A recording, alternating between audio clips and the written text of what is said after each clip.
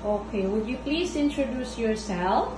Good day, ma'am and sir. My name is Claire Faith Badana. I'm 24 years old. I'm single, but I already have a daughter, which is 3 years old, a girl. And for my school background, I'm senior high school graduate for culinary. And I am second in my family. I have 2 sisters and 1 brother.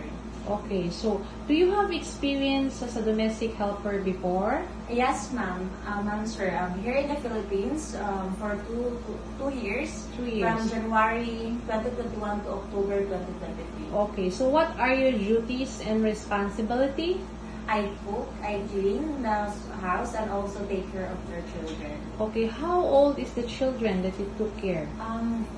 For a newborn baby, it's 1 month to 6 months, and a 3 years old toddler. Okay, so how many are they in the family?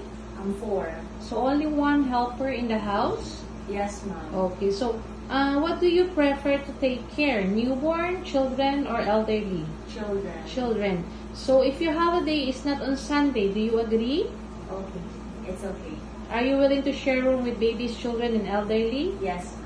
Okay, so are you willing to work with another helper? Yes, ma'am.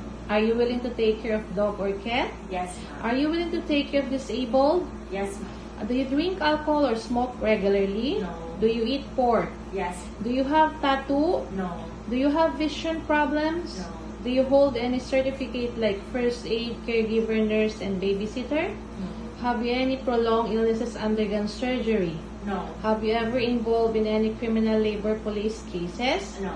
So if ever, if there is an employer, a newborn baby, can you handle to take care of a newborn baby? Yes, ma'am. So why do you want to work in Hong Kong? I want to work in Hong Kong since especially the salary, so I can give a better life for my family here in the Philippines, especially my daughter and my sisters. Okay, thank you. Thank you.